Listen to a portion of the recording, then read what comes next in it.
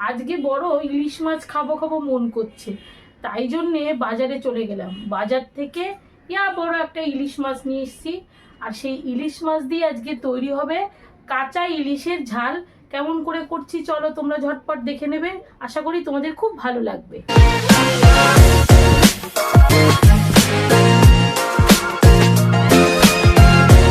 কাঁচা ইলিশে ঝাল করার জন্য এখানে ইলিশ মাছ নিয়ে নিয়েছি, আর কি সুন্দর করে সাজিয়েছি দেখো, কাঁচা লঙ্কা টমেটোগুলো। এবার সাজুগুজু সরিয়ে দিতে হবে, টমেটোগুলোকে এখানে রাখতে হবে, কারণ এগুলো সব বাটাবাটি হবে, তার জন্য সব কিছু সরিয়ে দিচ্ছি। এখানে আছে 6 পিস ইলিশ মাছ। এবার ইলিশ মাছের মধ্যে চলে যাবে প্রথমে লবণ,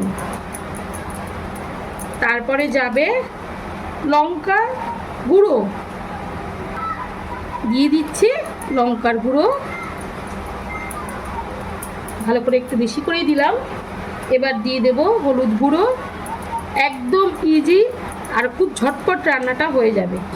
সব শেষে দিয়ে দেব সর্ষের তেল, দিয়ে সুন্দর করে এখন মেখে নিতে হবে। আর এখানে যে তেলটা থাকবে, মশলাগুলো থাকবে, এগুলো কিন্তু রান্নাতে চলে যাবে, তাই বেশি করে দিলে কোনো অসুবিধা নেই। আর মেখে রাখলে খুবই টেস্ট হবে। কাঁচা যেহেতু আমি রান্না করছি, সেই জন্য একটু লঙ্কার গুঁড়োটা বেশি করে দিলাম, যাতে মাছটা একটু ঝাল ঝাল হয়। ব্যাস হয়ে গেছে। এবার আমি এগুলোকে সরিয়ে দিয়ে মশলাটা করে নিই।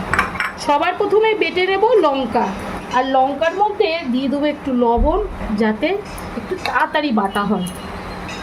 ব্যাস, আগে লঙ্কাটা সুন্দর করে বেটে নিই। এখানে লঙ্কা বেটে নিয়েছি, কি সুন্দর করে মিহি করে বেটেছি দেখো।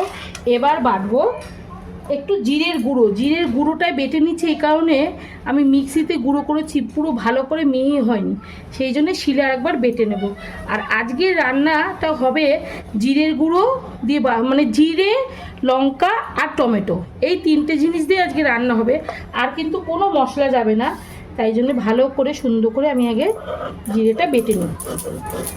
সব শেষে বেটে নেব টমেটো। এই রান্নার ক্ষেত্রে টক দই কিন্তু একদমই যাবে না, সেক্ষেত্রে এখানে টমেটোটা যাবে, সেই জন্য আমি টমেটোটা দিচ্ছি রান্নায়।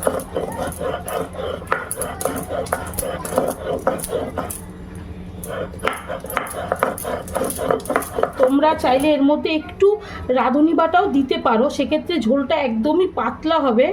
আর যদি একটু ঘন রাখতে চাও তাহলে রাঁধুনি বাটা না দিলেও চলে। টমেটোটাও বাটা হয়ে গেছে, এবার আমি তুলে নেব। চলো দেরি না করে এবার রান্নায় চলে যাওয়া যাক। খুব কম মশলায় নিয়েছি, তোমরা দেখতেই পাচ্ছ, রান্নাটা কিন্তু খুবই টেস্টি হবে।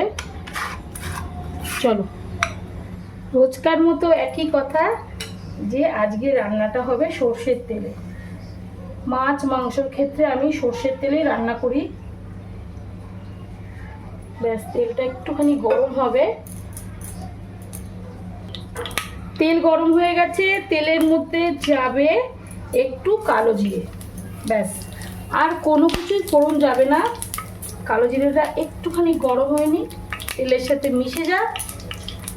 ব্যাস, এবার আমি দিয়ে দেব এই যে এখানে বেটে রেখেছি টমেটো, জিরে আর কাঁচা লঙ্কা।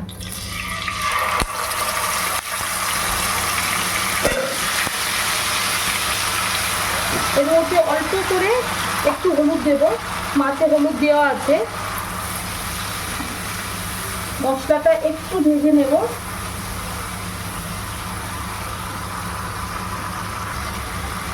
দেখো, মশলাগুলোকে একটু ভেজে নিয়েছি। এবার মাছগুলো ছেড়ে দেবো। খুবই ইজি রান্নাটা। এই যে এখানে যে মশলাটা আছে একটু কেচে দিয়ে দিচ্ছি, মিশিয়ে দিই। প্রত্যেকটা মাছের গায়ে যাতে মশলা ঢুকে যায়। দিয়ে এটা ধুয়ে একটু জল দিতে হবে।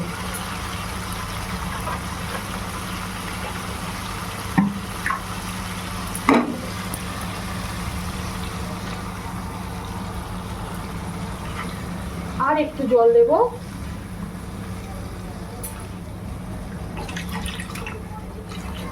ব্যাস, আর কটা লঙ্কা দিয়ে দিতে হবে।